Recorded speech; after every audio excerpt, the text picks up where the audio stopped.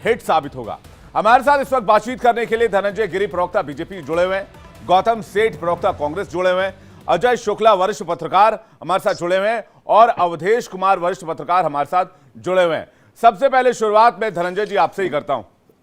तमाम top leadership को sideline करके ये किस तरह की मैसेजिंग और ये रणनीति क्या है, जरा दर्शकों को बताइए।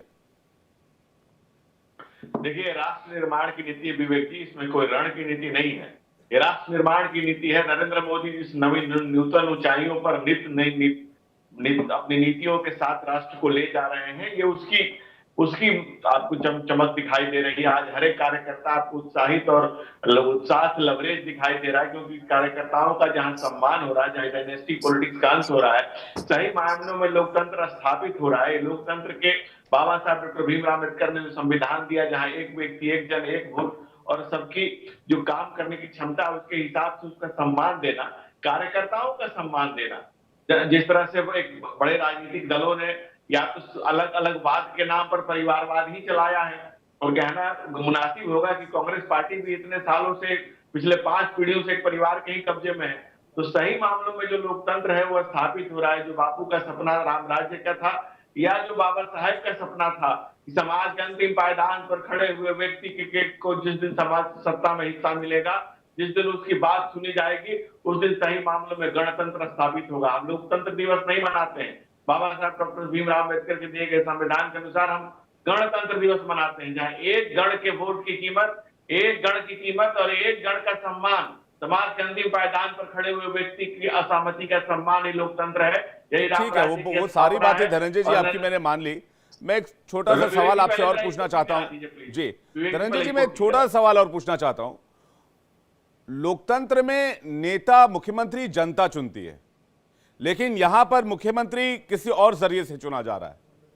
आप कह रहे हैं विधायक दल की बैठक में फैसला हुआ होगा, आप कह रहे हैं तमाम अलग अलग बिंदुओं को रखकर मद्देनजर रख के फैसला किया गया, सभी विधायकों से राय ली गई, लेकिन जो क्षेत्रीय मुद्दे हैं, क्षेत्रीय नेता है और जो वहां के लोग हैं, जो वहां की सेंटीमेंट है, क्या उसको ध्यान में रखकर यह फैसला किया गया? आप विवेक जी देख रहे हैं ना प्रदेश में किस तरह का उत्साह है। एक एक व्यक्ति प्रसन्नचित नजर आ रहा है, एक एक व्यक्ति खुश है। तो इस सारी चीजों का ध्यान में रख के जो फैसला हुआ है, तभी तो सब कोई प्रसन्न है। नरेंद्र मोदी ने जिन नवरत्नों का चयन किया है, ये नवरत्न नई भारत लिखेंगे। ये प्रदेश के विकास से देश के विकास के सामंजस्य को स्थापित करते हुए डबल इंजन सरकार दुगनी गति से रफ्तार और विकास का एक नया पैमाना, एक नया इतिहास, एक नई नजीर पेश करेंगे, और ये नए भारत की नई तस्वीर पेश करेंगे। ये आने वाले समय में आप विवेक जी देखेंगे कि कितना विवेकपूर्ण निर्णय है, कितना दूरदर्शी निर्णय है, कितना कार्यकर्ताओं को उत्साह से लबरेज करने वाला निर्णय है। जहां अन्य पार्टियों में है, अब तो अलग अलग जो लोग जाति की बात करते हैं, जाति गिनने की बात करते हैं, हम जाति के व्यक्ति के सम्मान की बात करते हैं, सबका साथ, सबका विकास, सबका विश्वास, सबका प्रयास की बात करते हैं। दुनिया के सारे विचारकों का मूल मंत्र जो परिकल्पना है, ये सारी बातें जी, ये सारी बातें धनंजय जी ठीक है, समझने वाली बात है, लेकिन लोकल लीडरशिप की नाराजगी भी तो दिख रही है ना।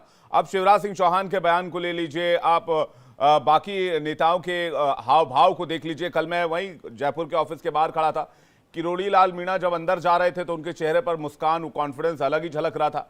जब वो बाहर आए तो उनके चेहरे पर हाव भाव, उनके चेहरे पर जो एक तरह से रिएक्शन वाला भाव कह सकते हैं, वो कुछ और बयां कर रहा था। तो ये एक चीज तो है, इससे आप दरकिनार नहीं कर सकते। आलोक जी के पास जा रहा हूं, उसके बाद में ठीक है मैं आऊंगा इसका जवाब लेने के लिए। आलोक जी वरिष्ठ पत्रकार हमारे साथ जुड़े हुए हैं। क्या बात करना चाहते हैं? एक बयान पर किसी पर मेरी प्रतिक्रिया ले लीजिए।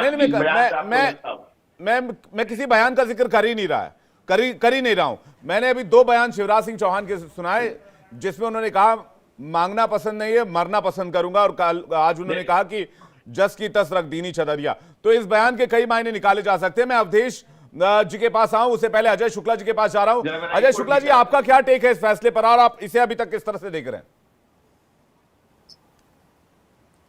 पर्ची से मुख्यमंत्री निकलता है।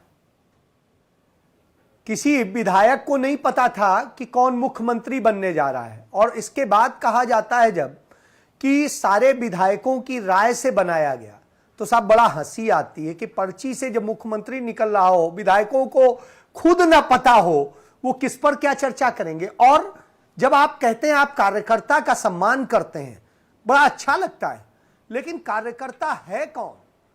जो व्यक्ति सालों से करके आपकी पार्टी की लीडरशिप तैयार करता है वो कार्यकर्ता है, या वो कार्यकर्ता है कि कल चुन के आया और आपने पर्ची से उसे मुख्यमंत्री बना दिया? वो खुद ही नहीं जानता है कि मुख्यमंत्री कैसे और क्या संभालना है। चलिए छोड़ दीजिए। आप कहते हैं कि साहब इस आधार पे बनाया जाता है कि भ्रष्टाचार ना हो और दूसरी चीज हो, पाक साफ छवि हो, तो आप देख लीजिए मोहन यादव क्या है, जमीन ग्रैपिंग का मामला है उन पर, और वो भी किसी और का नहीं, महाकाल के क्षेत्र का। और उस मास्टर प्लान में किस तरीके से गड़बड़, उसके बाद में जिस तरीके से जो भर्ती के मामले थे मध्य प्रदेश में, और उसके साथ साथ जो तमाम सारे टीचर्स और दूसरे लोगों को गलत भुगतान कर देने का मामला था, वो भी मामले में वो आरोपी हैं जी, उनको आपने बनाया है। ये छोड़िए, गाली गलौज मारपीट करने वाले हैं, यह भी आपने देखा है, छोड़ दीजिए उनको। आ जाइए आप छत्तीसगढ़ में आपने किस व्यक्ति को बनाया है? जो व्यक्ति कहता है किसी अफसर को कि गला काट देंगे, ये कर देंगे, और जिस पर ईडी का नोटिस गया था, जिस पर तमाम सारी चीजें आरोप आप ही लोगों ने लगाए थे जब वो कांग्रेस में थे, और कांग्रेस से आपके यहां आ गए तो पाक साफ हो गए, बड़े अच्छे हो गए।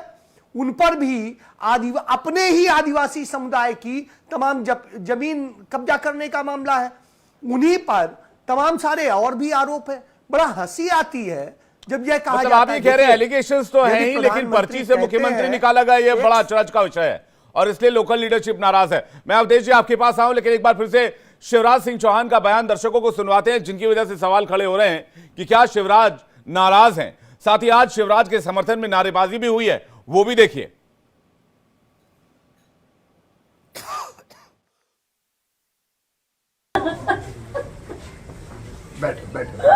आप सबके चाहते हो और बहन के हर मध्य प्रदेश में एक बैठ के चाहते हो आप।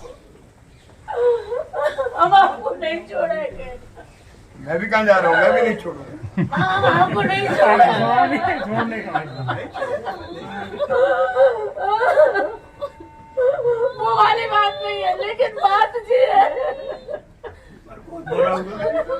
कि आपने इतनी मेहनत की। और मित्रों, अब विदा जस की तस रख दीनी चदरिया। और मित्रों, अब विदा जस की तस रख दीनी चदरिया।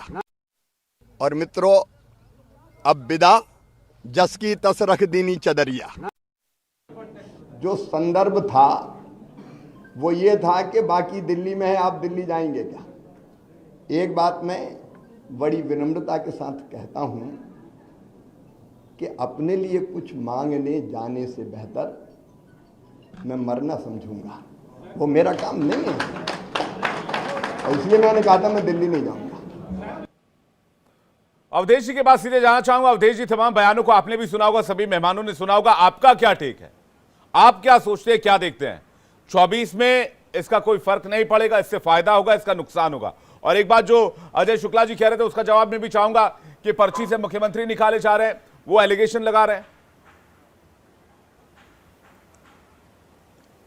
नहीं, विपक्ष के नाते एलिगेशन लगाना ही चाहिए, लगाएंगे, क्वेश्चन उठाना चाहिए, लेकिन यह भी देखा जाता है कि विपक्ष में मुख्यमंत्रियों का चयन किस प्रकार से हुआ है। देखिए, सिद्धांततः तो यह बात सही है कि विधायक दल के द्वारा बहुमत से चयन होना चाहिए, लेकिन दुनिया में भी संसदीय लोकतंत्र देखेंगे तो यहाँ तो ज्यादातर कहीं राष्ट्रपति शासन है, प्रधानमंत्री शासन है, तो नेता पहले से तय होते हैं, उसके आधार पर देश में जो है लोग मतदान करते हैं, ज्यादातर राज्यों में भी तय होते हैं।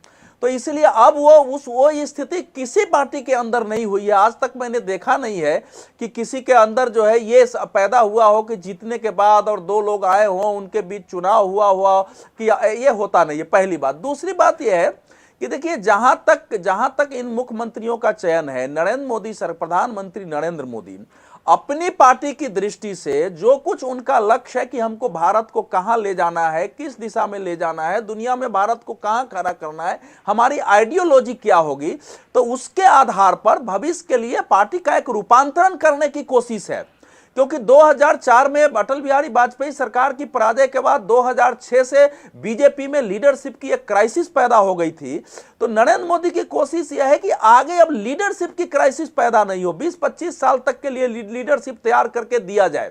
और साथ ही साथ जो स्टेट और सेंटर में एक मतभेद होता है कि बड़े नेता हैं वो छोटा काम नहीं कर सकते हैं, छोटे नेता को आप ऊपर नहीं उठा सकते।